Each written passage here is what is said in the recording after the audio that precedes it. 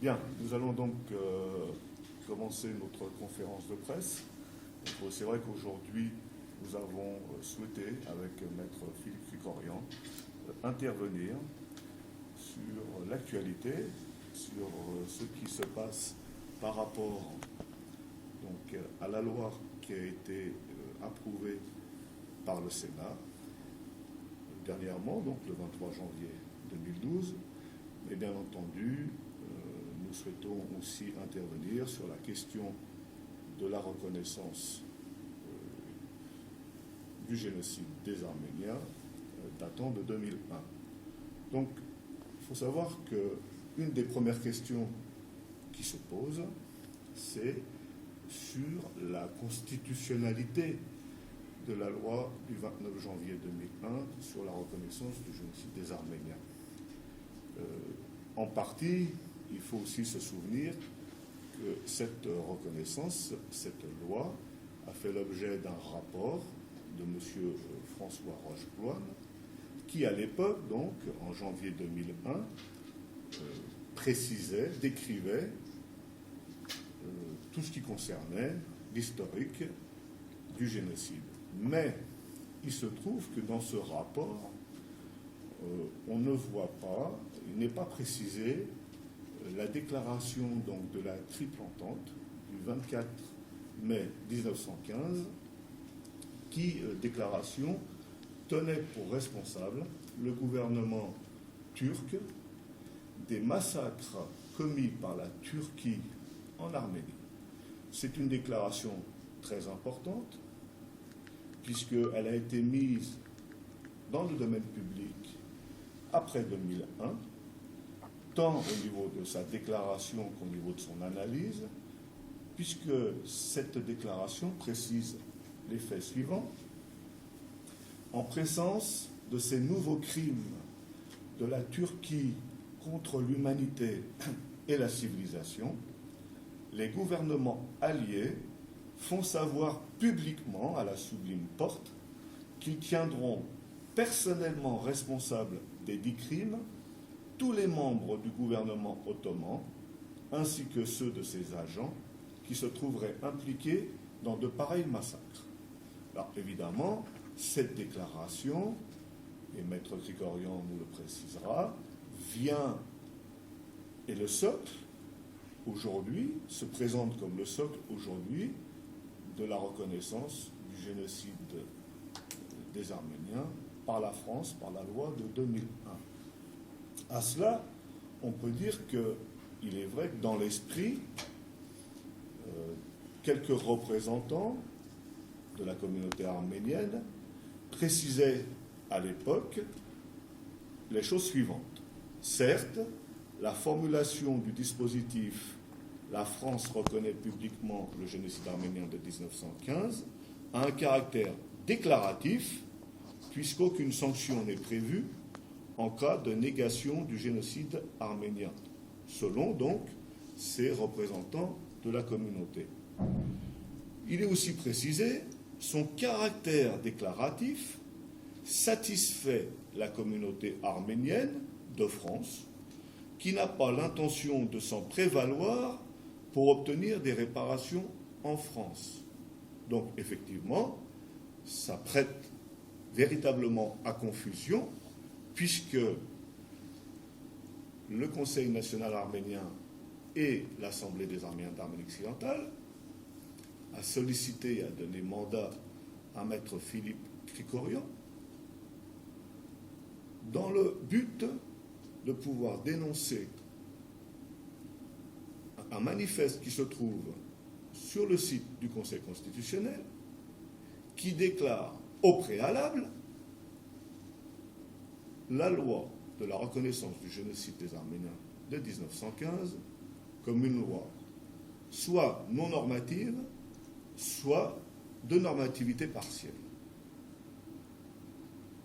Dans ce cas, nous aimerions tous avoir davantage d'explications, et c'est pourquoi j'ai sollicité Maître Philippe Krikorian pour qu'il puisse intervenir. Merci, Maître. Merci, Monsieur le Président.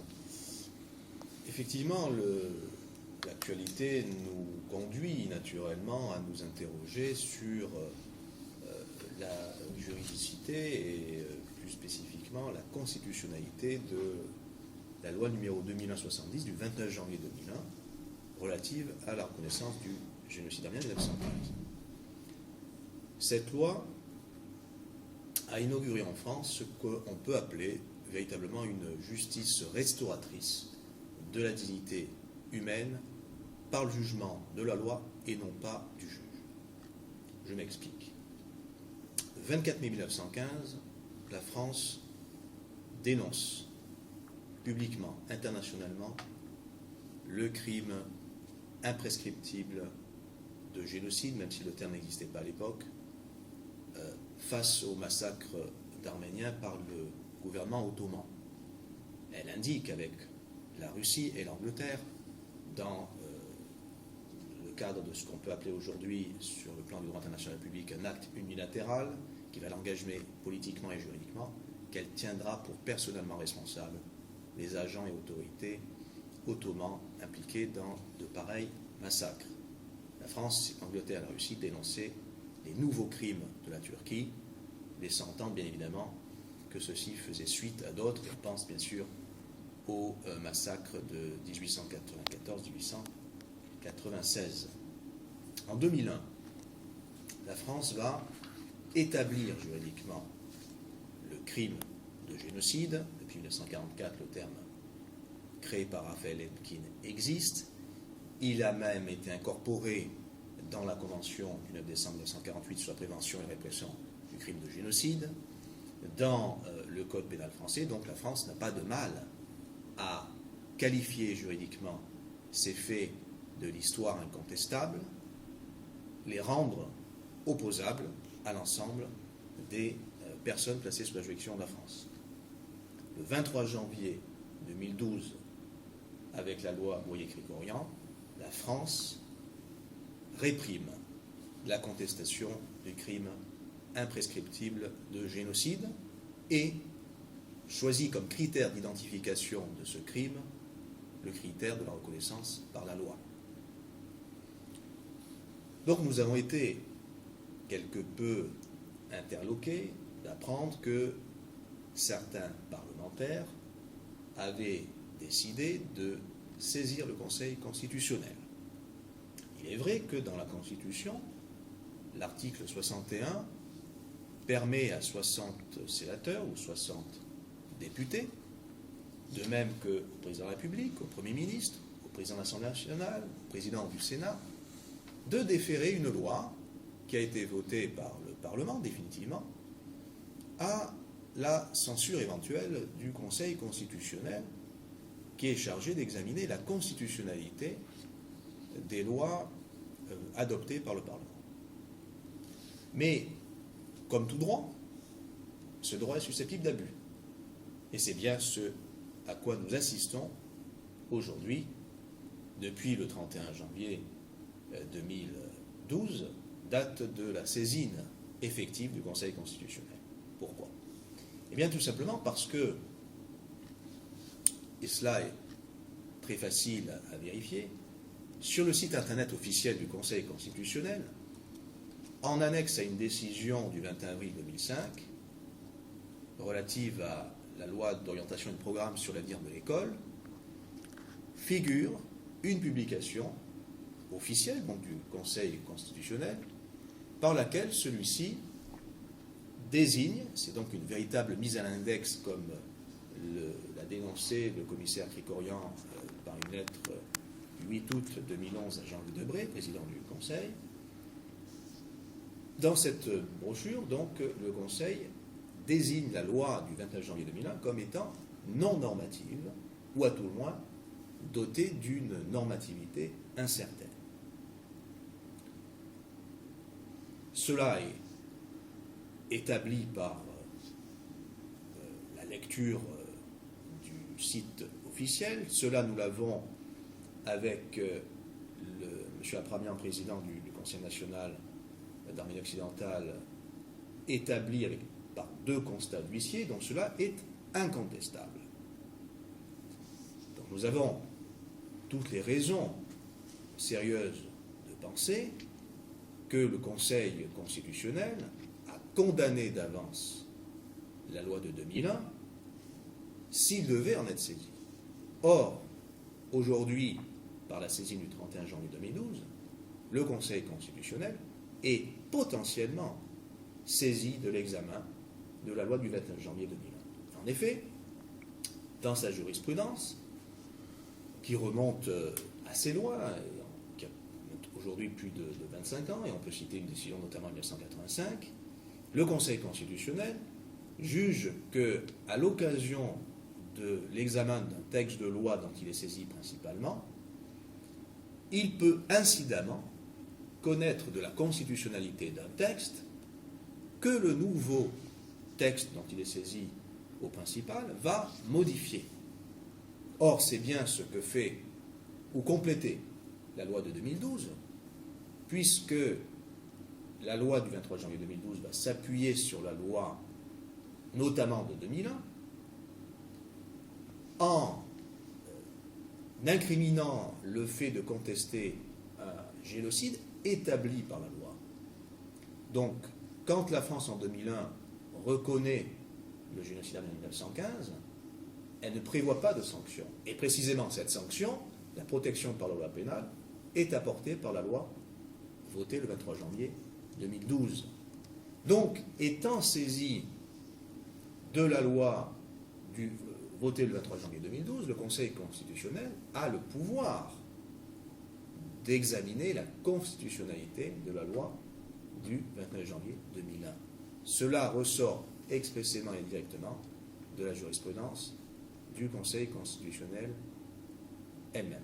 Bon. Revenons un moment, si vous voulez bien, maître, sur la transposition de la décision cadre. Alors, je vais simplement rappeler le contenu très général de cette décision cadre du Conseil de l'Europe du 28 novembre 2008 sur la lutte contre certaines formes et manifestations de racisme et de xénophobie au moyen du droit pénal, et sa transposition en droit pénal français a effectivement une importance juridique pour tous les citoyens français concernant les génocides reconnus par la loi française, dont le génocide des Arméniens.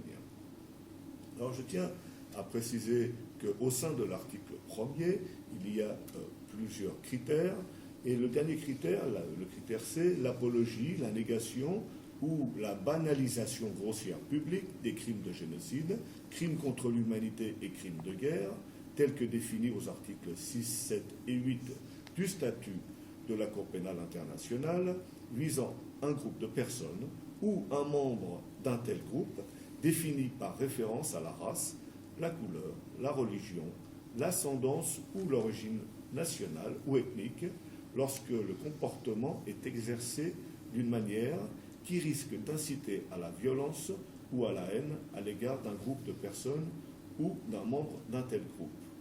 Néanmoins, l'article 4 de cette décision précise la chose suivante.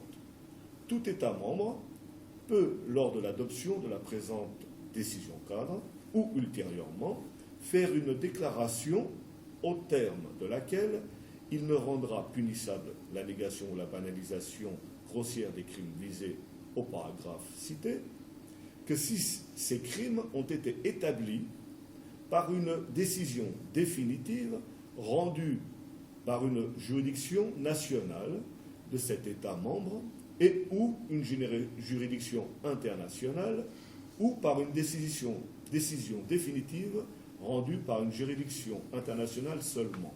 Alors, je tiens quand même à préciser que concernant la question du génocide des Arméniens, dans l'article 230 particulièrement du traité de Sèvres, les États s'étaient signataires du traité international, s'étaient engagés à mettre en place un tribunal international pour juger justement de l'ensemble des actes criminels qui ont eu lieu en Arménie, puisque c'est précisé en Arménie. Et là, il se trouve que les États n'ont pas été au bout de leur engagement, et j'ai du mal à comprendre comment on peut, sans avoir été au bout de cet engagement, mettre en cause aujourd'hui les survivants et mettre en cause une reconnaissance de génocide, voire une transposition cadre, dans la mesure où ce sont les États qui sont responsables. On voudrait avoir votre avis sur la question. Alors, sur la transposition de la décision cadre, il y a une chose importante à préciser tout de suite, c'est qu'il s'agit, cette décision cadre, d'une norme du droit de l'Union européenne. Ça a été décidé par le Conseil de l'Union européenne, qui à l'époque d'ailleurs était présidé par la France, et cette norme s'impose aux États membres. Les États membres sont tenus, dans les traités, de donner une effectivité à ce qui a été décidé par le Conseil de l'Union. Ils ont donc une obligation de résultat. L'Europe leur laisse simplement la liberté des moyens constitutionnels pour parvenir à ce résultat. Concrètement, ça veut dire, si cette décision cadre, vous devez la transposer par un décret, vous le faites par un décret. Si dans votre constitution, vous devez la transposer par une loi, ben vous le ferez par une loi. S'agissant d'une matière de droit pénal, le droit pénal, la procédure pénale étant, dans l'article 34 de la Constitution française, du domaine exclusif de la loi, il faut donc une loi pour transposer la décision cadre du 28 novembre 2008. C'est une obligation à la fois du droit de l'Union, mais également une obligation constitutionnelle. Donc il n'y a pas à décider ou à délibérer plutôt de la question de savoir si le négationnisme, c'est-à-dire l'apologie, la banalisation grossière ou la contestation publique de crimes contre l'humanité, crimes de guerre et génocide, doit être traité par le droit pénal. Cette question a été réglée définitivement le 28 novembre 2008. Il faut traiter par le droit pénal le négationnisme. Donc, on ne voit pas tellement ni l'intérêt ni la pertinence des critiques de ces parlementaires dont je parlais tout à l'heure, concernant la constitutionnalité de la loi, puisque cette loi n'est qu'une mesure d'exécution d'une norme supranationale qui a été prise en amont il y a plus de 3 ans par le Conseil de l'Union, norme que la France est tenue d'inscrire dans son corpus législatif. D'ailleurs, le Conseil constitutionnel lui-même précise dans sa jurisprudence que lorsqu'il est saisi d'une loi qui transpose une directive dont le régime juridique est voisin, il est enfermé dans un cadre juridique précis, puisqu'il doit d'une part vérifier si la directive ne méconnaît pas des règles ou des principes inhérents à l'identité constitutionnelle de la France, d'une part, et d'autre part, il ne pourrait censurer une loi de transposition d'une directive qu'à la condition que cette loi soit manifestement incompatible avec la directive que la loi française a pour objet de transposer. Donc le critère ici important à retenir, si l'on veut suivre et contrôler ce que va faire le Conseil constitutionnel, c'est de savoir si la loi Boyer-Krikorian répond à cette exigence de transposer donc fidèlement, ou à tout le moins de ne pas transposer de façon manifestement incompatible la décision cadre du 28 novembre 2008. Alors, Monsieur le Président, vous avez évoqué effectivement une disposition importante de cette décision cadre, le paragraphe 4 de l'article 1er, qui, il faut bien le constater à la lecture de cette décision cadre, rompt avec l'économie générale de cette norme communautaire, dont l'objectif est quand même, il faut le rappeler, de faire en sorte que le négationnisme soit traité par le droit pénal sur tout le territoire de l'Union européenne, sur le territoire donc des 27 États membres. Et dans ces considérants et dans le texte, dans le corps de la décision cadre, il est dit expressément que les États pourront élargir le champ d'application à d'autres critères que ceux retenus dans l'article 1er. Donc ce paragraphe 4 qui va permettre à certains États, par une déclaration unilatérale, donc par ce qu'on appelle en droit international public des réserves, de limiter le champ d'application de la décision cadre, va à contre-emploi et donc ne trouve aucun fondement dans le corps même de la décision cadre. Mais au-delà de cette analyse formelle, ce paragraphe 4 se révèle contraire au droit de l'Union européenne puisqu'il est discriminatoire, dans la mesure où il va, et malheureusement ça a été la volonté politique des États qui l'ont inséré, on y voit bien sûr la main de la Turquie qui a fait pression notamment sur la France qui présidait l'Union européenne pour insérer ce paragraphe 4, et ce paragraphe 4 donc va exclure de fait de la protection de la loi pénale la mémoire des victimes de crimes qui n'auraient pas été établis par une juridiction internationale. Comme par exemple, ce pourrait être le cas pour les victimes du génocide arménien ou le cas de l'esclavage et de la traite. Et troisième point également important, c'est que ce critère, c'est-à-dire réduire la protection de la loi pénale aux faits établis par une juridiction internationale, est faux historiquement et juridiquement jusqu'au 1er juillet 2002. En effet, lorsqu'on fait l'analyse de tous les standards internationaux, à aucun moment de l'histoire jusqu'à cette date, ce n'est une juridiction internationale qui a établi les faits criminels, les faits internationalement illicites. Lorsqu'on part de la déclaration du 24 mai 1915, ce n'est pas une juridiction qui a pris acte de ces faits qu'ils a dénoncés, c'est trois puissances mondiales qui jouaient le rôle de législateurs internationaux qui ont dénoncé ces crimes. Lorsque, en ce qui concerne le tribunal pénal international de Nuremberg, il s'est agi de sanctionner les grands criminels nazis, ce n'est pas le tribunal qui a établi les faits. Ces faits ont été établis antérieurement par l'accord de Londres du 8 août 1945, c'est-à-dire par les quatre puissances alliées, victorieuses, France, Angleterre, Russie, États-Unis. C'est eux, ce sont ces États, jouant là encore le rôle d'un législateur mondial, qui ont établi les faits criminels. Ils ont, ces États, créé une juridiction ad hoc, spécialement chargée de juger et de condamner les grands criminels nazis, dont les forfaits n'étaient pas géographiquement localisables.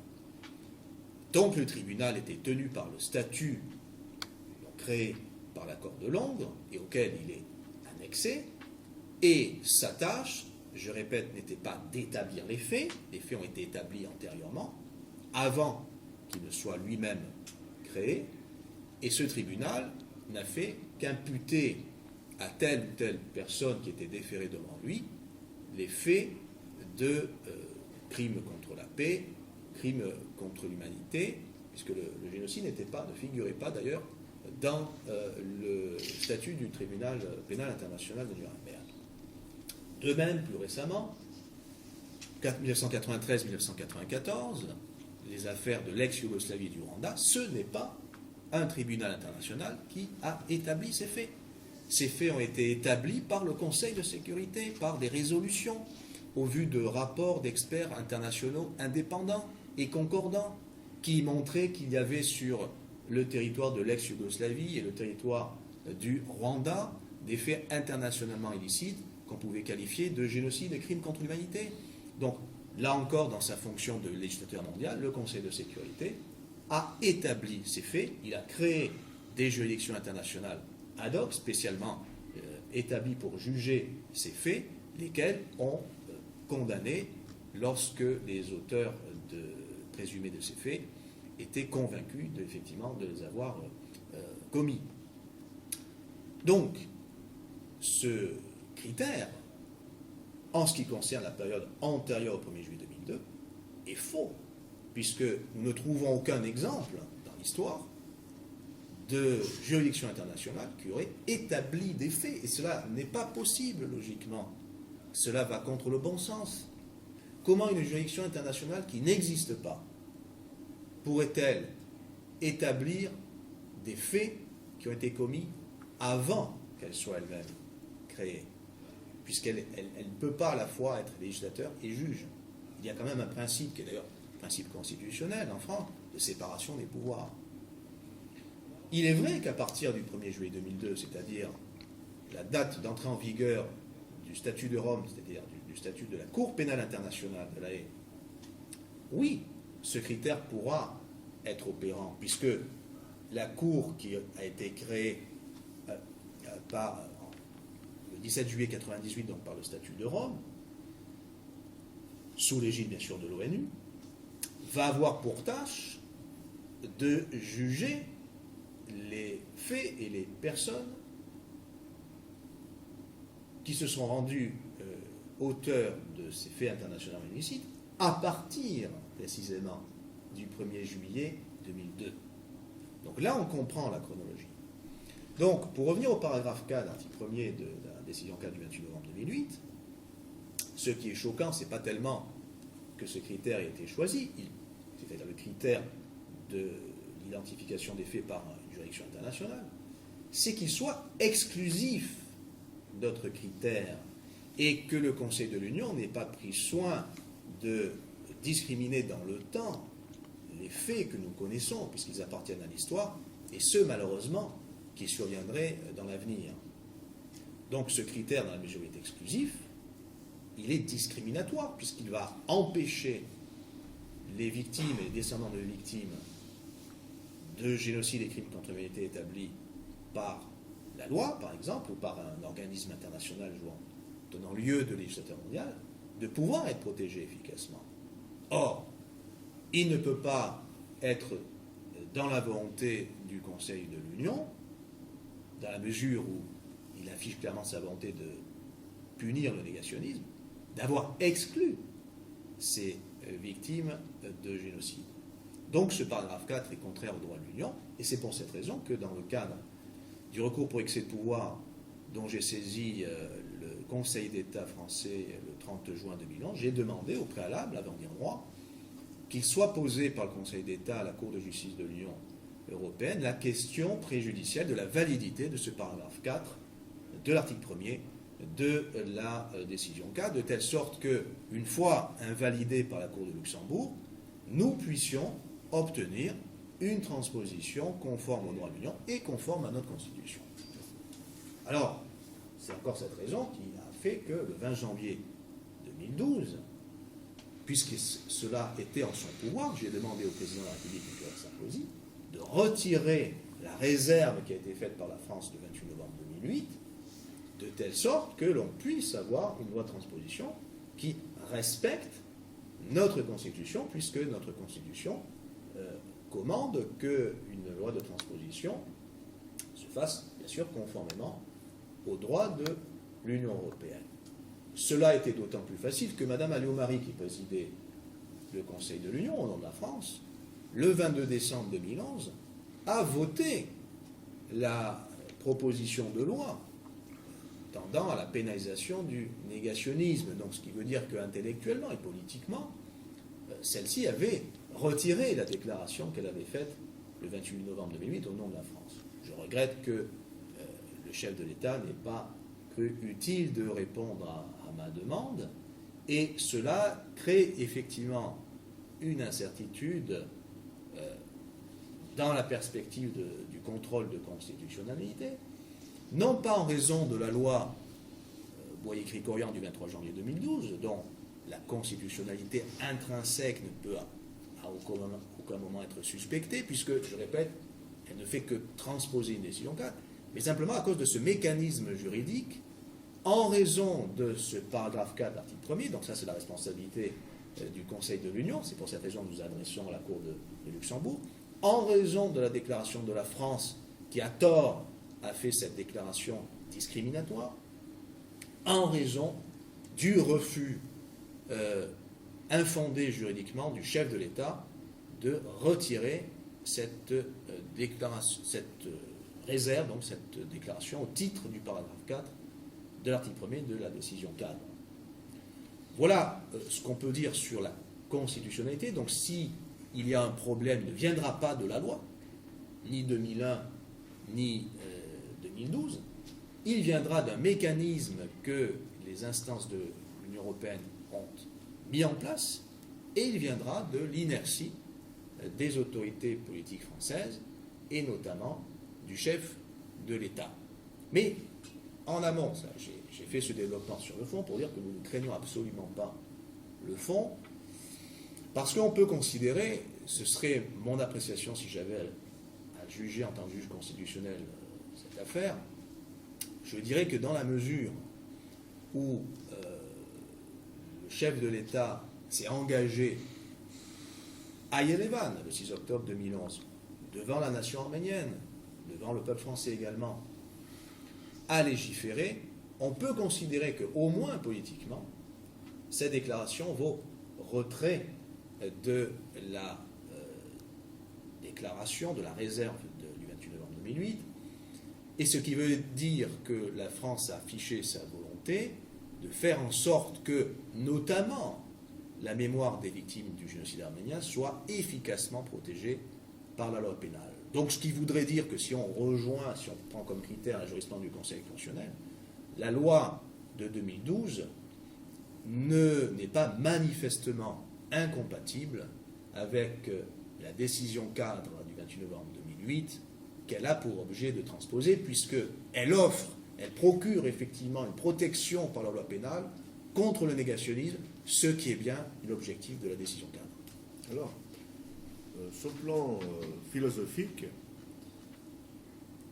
il se trouve qu'au niveau de notre analyse, nous ne pouvons pas, je ne pense pas qu'il est possible d'opposer aux survivants le fait que les États qui se sont engagés à mettre en place un tribunal international n'ont pas été au bout de leur engagement.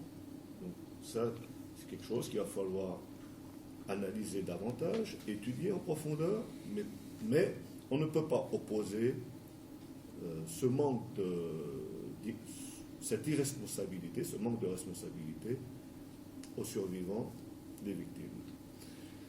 Là, à plusieurs reprises, maître, vous avez mis en évidence la question donc d'une commission parlementaire. Vous avez soulevé cette question. Est-ce que vous pourriez nous en indiquer les raisons et la teneur? Bien sûr. Alors, je l'ai indiqué au début de notre intervention que sur le site internet, le Conseil constitutionnel avait donc déjà condamné la loi 2001, qu'il avait le pouvoir, effectivement, ce serait bien sûr à tort, mais il en a le pouvoir de l'invalider. Et je dis cela, on ne peut pas l'accepter. En tant que républicain, en tant que démocrate, nous sommes obligés de rappeler au Conseil constitutionnel qu'il est tenu en tant que juge, et comme tout organe juridictionnel, à un devoir d'impartialité absolue. C'est d'ailleurs ce principe que 2 de ses membres, aujourd'hui, ont appliqué volontairement, puisque nous apprenons par le canard enchaîné du 15 février 2012 que M. Hubert Haenel et Mme Jacqueline Guillen-Schmitt ont déjà déclaré qu'ils s'abstiendraient de siéger parce qu'ils s'étaient déjà prononcés publiquement sur la loi de 2001. Nous, dans notre requête, dont j'ai saisi le Conseil constitutionnel pour 85 mandants auxquels se sont joints plusieurs centaines de personnes aujourd'hui, on ne doit pas être très loin des 500 requérants, eh bien, nous faisons valoir une cause objective de régulation, puisque, sauf à ce que certains membres du Conseil constitutionnel se désolidarisent de la déclaration publique, de cette prise de position publique du Conseil constitutionnel, ce qu'aucun membre n'a fait à ce jour, chacun des membres du Conseil constitutionnel est réputé adhérer à cette doctrine. donc est réputé partager le préjugement du Conseil constitutionnel, donc est réputé dire, comme cela est publié sur le Conseil, que la loi de 2001 ne serait pas normative et donc elle devrait être déclarée inconstitutionnelle. C'est public, c'est notoire.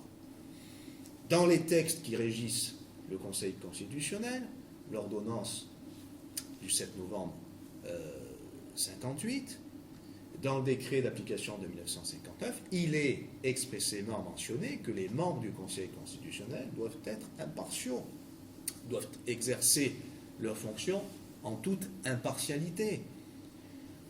De même, dans le cadre de la question prioritaire de constitutionnalité, c'est-à-dire l'examen a posteriori, une fois que la loi a été promulguée et dans le cadre d'un procès, il est prévu par le règlement du 4 février 2010 relatif aux questions prioritaires de constitutionnalité la possibilité expressément de récuser un membre du Conseil constitutionnel. Donc le Conseil constitutionnel connaît à l'évidence très bien cet impératif qui s'impose à lui, et je répète que 2 membres volontairement déjà ont appliqué.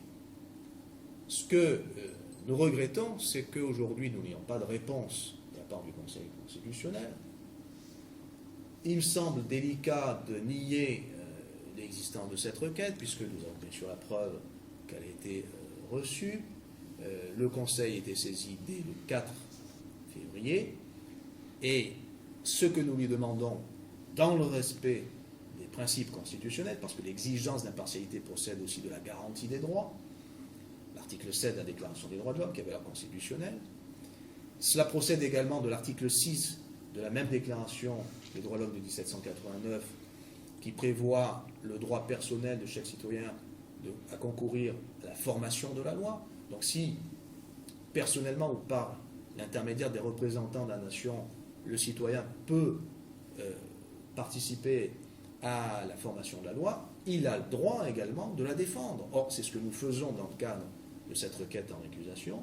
Nous défendons la loi Boyer-Crétorian votée le 23 janvier 2012 par les moyens de droit, par les voies juridictionnelles, et un de ces moyens de défense, eh bien, c'est la procédure de récusation qui est expressément prévue par les textes.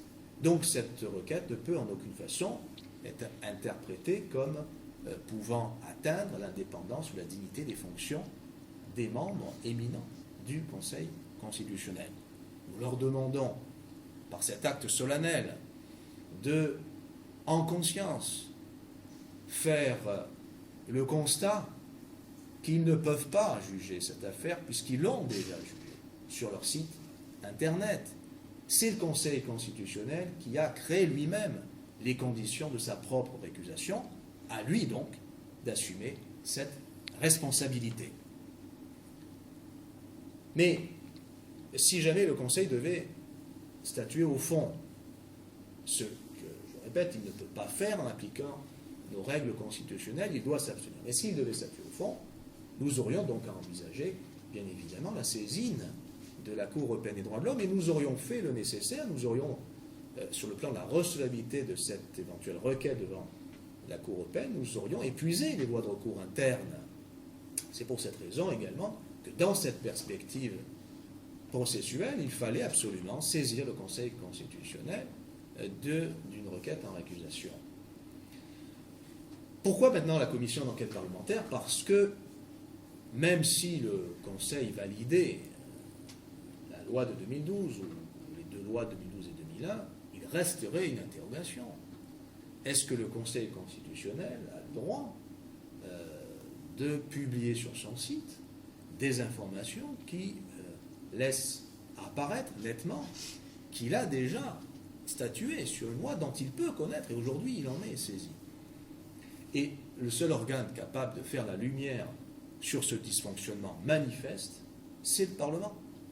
Et l'ordonnance du 17 novembre 1958 sur le fonctionnement des assemblées parlementaires, dans son article 6, prévoit expressément la possibilité de créer, par une résolution, une commission d'enquête parlementaire qui pourra se saisir de n'importe quel fait et également de problèmes liés à la gestion des services publics.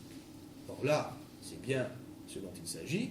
Nous souhaitons que toute la lumière soit faite sur ces faits, c'est-à-dire sur la publication litigieuse, sur le site internet officiel du Conseil constitutionnel, et qui, étant un service public, répondant donc à l'exigence de justice, qui est une exigence constitutionnelle, il faudra que le Conseil constitutionnel, notamment son président, Jean-Louis Debré, eh bien, rende des comptes. Et c'est aussi une obligation prévue par la Constitution, notamment l'article 15 de la Déclaration des droits de l'homme, qui dispose que la société a le droit de demander compte à tout agent public de son administration. Ce que nous demandons, c'est bien donc la stricte application du droit et de nos règles constitutionnelles françaises. Très bien, maître. Alors, je voudrais revenir 2 minutes sur cette action Popularis qui a permis de regrouper en fait plusieurs centaines de mandats. Il faut savoir que c'est la deuxième fois, c'est la seconde fois que nous sollicitons donc nos concitoyens pour qu'ils puissent, par l'intermédiaire d'un mandat, appuyer une démarche juridique. La première fois, ça a été en direction de l'action vis-à-vis de la Cour européenne des droits de l'homme concernant la destruction du cimetière de Jucha, en Nakhitchevan.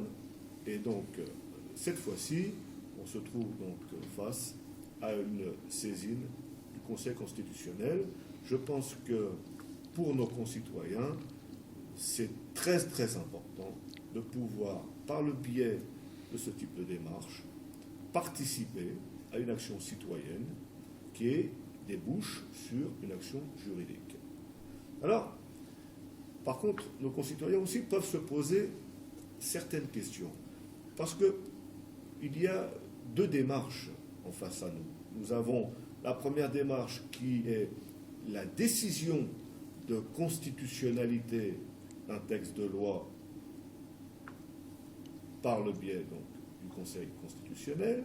Et ensuite, il y a aussi une autre démarche qui est la question prioritaire de constitutionnalité d'un texte de loi. Alors effectivement, au niveau des chronologiques, ça ne se passe pas au même moment, mais pour nos concitoyens, est-ce que vous pourriez nous donner quelques explications?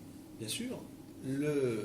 Comme je l'indiquais tout à l'heure, on a aujourd'hui en France, depuis une réforme constitutionnelle du 23 juillet 2008, 2 systèmes de contrôle de constitutionnalité des lois. Un contrôle a priori, ça veut dire après le vote définitif de la loi, mais avant la promulgation par le président de la République, et un contrôle dit a posteriori, après la promulgation de la loi, dans le cadre d'une instance juridictionnelle. C'est ce qu'on appelle aujourd'hui donc la question prioritaire de constitutionnalité, en abrégé donc QPC. Si la loi est déclarée constitutionnelle dans la décision du Conseil constitutionnel, elle ne peut plus, sauf fait nouveau, être examinée dans le cadre d'une QPC. Si maintenant le Conseil constitutionnel ne se prononce pas sur la constitutionnalité, elle peut faire l'objet d'une QPC à l'occasion, par exemple, de poursuites pénales contre un négationniste. Mais dans le cadre de la QPC, le contrôle est encore plus restreint que celui que j'indiquais. Il s'agit, je rappelle, d'une loi de transposition d'une décision cadre, puisque le Conseil constitutionnel juge que la question de la transposition fidèle de la décision cadre ne peut pas être invoquée dans le cadre de la QPC n'ayant vocation qu'à contrôler la marge de manœuvre de l'auteur de cette QPC serait très réduite. Donc ce qu'il faut vérifier aujourd'hui, c'est de savoir si le Conseil constitutionnel peut juger. J'ai répondu déjà non. Il ne peut pas juger parce qu'il s'est lui-même disqualifié en publiant une condamnation d'avance sur son site internet. Et ensuite, s'il jugeait, donc dans le cadre du contrôle a priori, j'ai répondu que de toute façon, il n'y a aucun grief sérieux d'inconstitutionnalité. La seule possibilité dont a le Conseil, c'est de s'abstenir. S'il s'abstient, effectivement, il pourrait y avoir dans le principe, donc s'il s'abstient, le président de la République va avoir l'obligation de promulguer la loi, celle-ci devra être publiée au journal officiel et elle pourra entrer en vigueur. C'est-à-dire que s'il y a des faits de négationnisme, les auteurs de ces faits pourront être déférés devant les juridictions correctionnelles. Et à cette occasion, une QPC pourra être soulevée par le prévenu. Le tribunal correctionnel sera chargé d'examiner si cette question est sérieuse, s'il y a des moyens qui semblent opérants, décider éventuellement de transmettre la QPC à la Cour de cassation, la chambre criminelle, qui elle-même aura la tâche de renvoyer ou pas, selon les mêmes critères, la QPC au Conseil constitutionnel. Voilà le mécanisme tel qu'il existe dans le droit positif et les perspectives qui s'ouvrent selon que le Conseil va statuer au fond en validant éventuellement la loi ou l'invalider, ou selon qu'il ne statuera pas, puisque la seule solution conforme au droit, c'est qu'ils s'abstiennent collectivement de juger cette affaire. Bien, maître. Alors, suite à une situation que je considère relativement ennuyeuse, suite à un appel au boycott de la part donc, de certaines organisations, de notre procédure, vous mandatant pour saisine du Conseil constitutionnel, j'ai déclaré que pour saisir la Cour européenne des droits de l'homme et accéder à la recevabilité du recours, il était nécessaire de saisir toutes les voies de recours internes en France. Alors, contrairement à ce qui a pu se passer à Djoura, au Nakhitchevan, où là, on était dans une situation complètement différente, puisque vous savez très bien qu'il y a une agressivité permanente de l'État d'Azerbaïdjan en direction des populations arméniennes et des populations civiles. Donc, on est véritablement dans une situation, une configuration complètement différente de ce que l'on peut vivre en temps de paix en France actuellement et par rapport à toute cette démarche juridique. Nous aimerions avoir votre avis sur cette question. Alors, effectivement, il semble assez regrettable que des organisations censées ou qui se proclament comme représentant la communauté arménienne, notamment en France, je pense spécialement au CCF, aient cru pouvoir venir critiquer notre démarche citoyenne, parfaitement fondée en droit, et appeler à ne pas signer les mandats, donc concrètement à boycotter donc, cette procédure pourtant nécessaire. C'est doublement regrettable parce que cela ne permet pas correctement d'informer les personnes qui voudraient, arméniennes ou non arméniennes, parce que c'est une démarche citoyenne, c'est une procédure française. Nous sommes français, nous agissons en France selon le droit français. Donc les personnes qui voudraient agir sont mal informées, elles sont même désinformées, d'une part, et d'autre part, comme vous le signaliez tout à l'heure, Monsieur le Président, pour saisir éventuellement la Cour européenne des droits de l'homme, il faut, c'est la Convention européenne des droits de l'homme et le règlement de procédure devant la CEDH qui l'impose, il faut épuiser les voies de recours internes. Si à un moment donné, devant la Cour européenne des droits de l'homme, vous êtes amené à dire « oui, mais j'ai un moyen tiré du manque d'impartialité du Conseil constitutionnel », la Cour européenne pourra vous répondre, mais sur ce moyen, vous êtes irrecevable, parce que vous n'avez pas soulevé ce moyen devant la juridiction alors que vous étiez à temps de le faire. Nous ne pourrons pas, nous, essuyer ce grief. Ce grief ne nous pourra pas, aux personnes qui ont saisi, notamment les 85 mandants qui ont saisi le Conseil constitutionnel, ne pourra pas leur être opposé parce qu'eux ont épuisé les voies de recours internes. Voilà pourquoi il était nécessaire, et sur le plan des principes, je dirais, d'éthique républicaine et les principes de droit, notamment de droit constitutionnel et de droit conventionnel, de saisir le Conseil pour que lui-même règle. Il n'y a pas d'autre juridiction, de toute façon, c'est à lui à régler cette question. Et la seule solution que commande le droit, c'est que, compte tenu de cette cause objective de récusation, puisque c'est lui, le Conseil, qui a décidé de publier, eh bien, il doit s'abstenir de juger la loi qui lui a été déférée par les parlementaires, que je qualifie de légicide parce qu'ils sont allés au-delà. En saisissant le Conseil constitutionnel, ces parlementaires ont abusé du droit de saisir.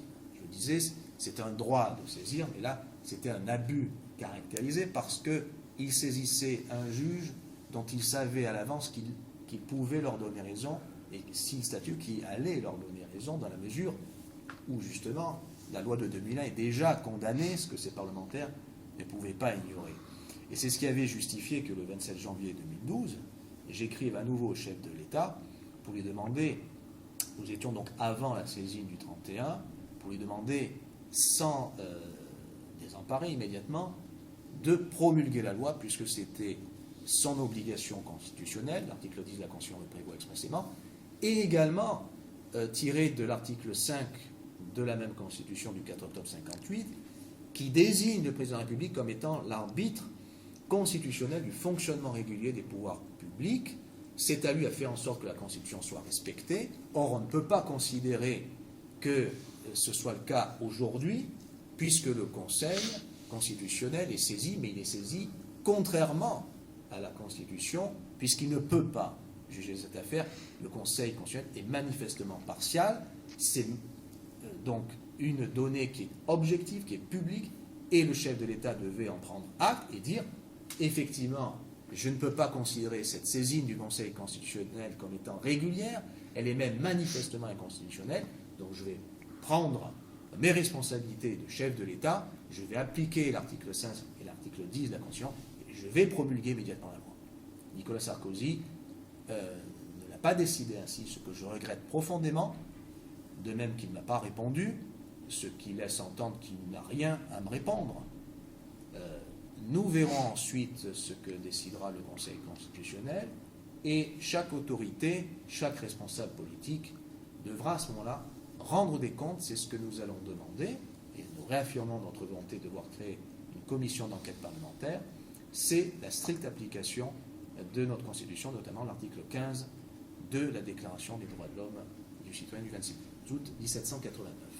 Alors, merci maître. Nos concitoyens, nos compatriotes doivent bien comprendre qu'aujourd'hui, la question du génocide des Arméniens ne doit pas rester sur un terrain uniquement politique. Cette question, elle doit, et on a expliqué les raisons, on a les textes aussi qui nous permettent de le faire, cette question doit absolument passer sur le stade du domaine juridique.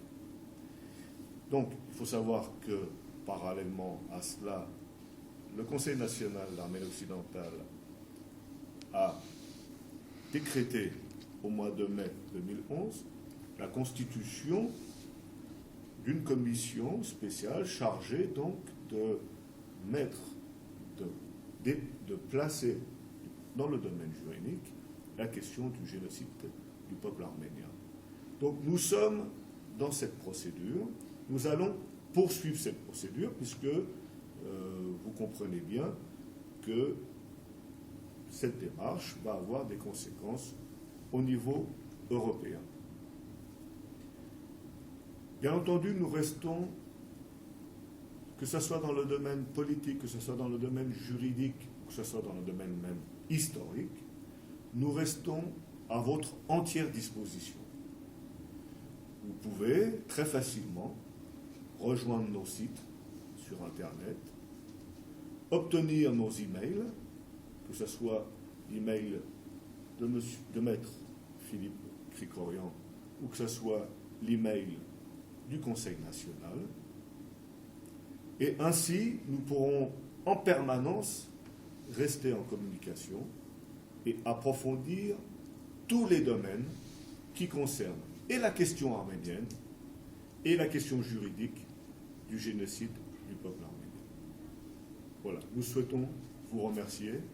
Si vous permettez, M. le Président, Et je donne la parole finale à Maître Philippe Tricorian. Je voulais ajouter simplement que cette démarche, cette requête en récusation, qui réunit, donc je disais tout à l'heure, plusieurs centaines de personnes, et même des Français ou des personnes hors France, non arméniennes, elle est absolument nécessaire.